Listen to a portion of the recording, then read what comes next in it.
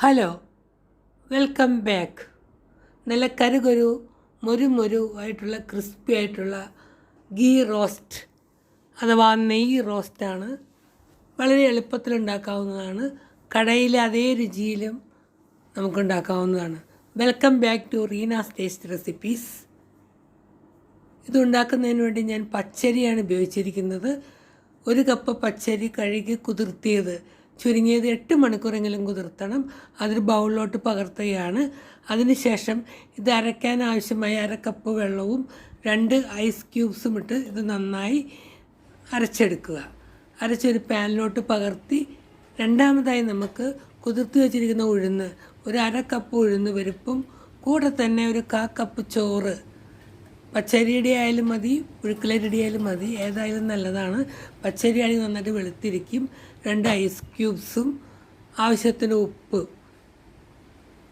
ഞാൻ ഉപ്പും ഇതിൻ്റെ കൂടെ തന്നെയാണ് ചേർക്കുന്നത്.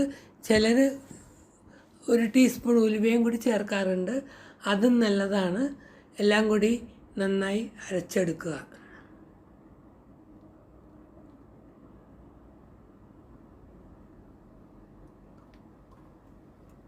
അതും ആ പാനിലോട്ട് നമുക്ക് ഒഴിച്ച് രണ്ടും കൂടി ഒരു 3-4 മിനിറ്റ് നന്നായി ഇളക്കുക. നമ്മുടെ കൈ വൃത്തിയാക്കി കൈ കൊണ്ട് ഇളക്കുന്നതാണ് ഏറ്റവും നല്ലത്. അപ്പോൾ നന്നായിട്ട് യോജിക്കും. വളരെ പെട്ടെന്ന് തന്നെ പൊന്തി വരുന്നതായിട്ട് കാണാൻ സാധിക്കുന്നുണ്ട്. അപ്പോൾ കൈ കൊണ്ട് 2 മിനിറ്റെങ്കിലും നന്നായി ഇളക്കി യോജിപ്പിച്ച് വെള്ളം പാകപ്പെടുത്തി ചൂടാറി കഴിയുമ്പോൾ അടച്ചു വയ്ക്കുക. കൈ ഉപയോഗിക്കാൻ മടിയുള്ള 1 സ്പൂൺ ഉപയോഗിച്ചാലും മതി. എങ്ങനെയായാലും നന്നായി ഇളക്കി യോജിപ്പിച്ച് വെള്ളം പാകപ്പെടുത്തി ചൂടാറി കഴിയുമ്പോൾ ഇത് അടച്ചു വയ്ക്കുക.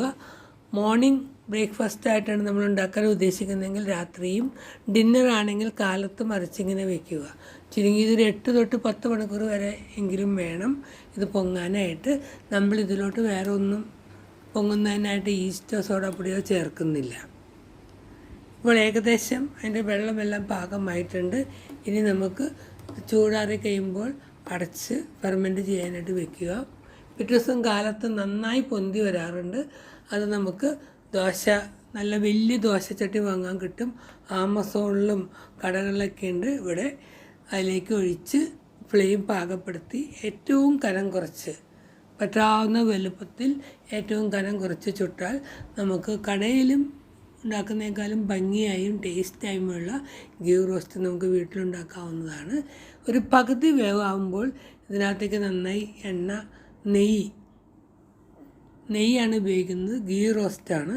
അപ്പോൾ നന്നായി നെയ്യ് തൂവി നന്നായി മുരിഞ്ഞ് കഴിയുമ്പോൾ എടുത്ത് നമുക്ക് ഉപയോഗിക്കാവുന്നതാണ്. ഇത് സാമ്പാറിൻ്റെ കൂടെ, അല്ലെങ്കിൽ പൊട്ടറ്റോയുടെ കൂടെ, അതല്ലെങ്കിൽ ചട്നിയുടെ കൂടെയൊക്കെ ഉപയോഗിക്കാവുന്നതാണ്. നല്ല ടേസ്റ്റാണ്. റൈസ് ആയതുകൊണ്ട് കടയിലെ പോലെ തന്നെ കളറും ടേസ്റ്റും ഉണ്ടാവുന്നതാണ്. നിങ്ങൾക്ക് എല്ലാവർക്കും തീർച്ചയായും ഇഷ്ടപ്പെടുന്നതാണ്. നല്ല ക്രിസ്പി ആയിട്ടുള്ള ഗീ റോസ്റ്റ് അഥവാ ദോശ എല്ലാവർക്കും ഇഷ്ടപ്പെടുന്നതാണ്. നിങ്ങൾ ട്രൈ ചെയ്യുവാനും എൻ്റെ ഈ ചാനൽ സബ്സ്ക്രൈബ് ചെയ്യാനും കമൻറ്റ് ചെയ്യാനും മറക്കരുത്. ഉണ്ടാക്കി കഴിയുമ്പോൾ കമൻറ്റ് ചെയ്യണേ. Thank you for watching.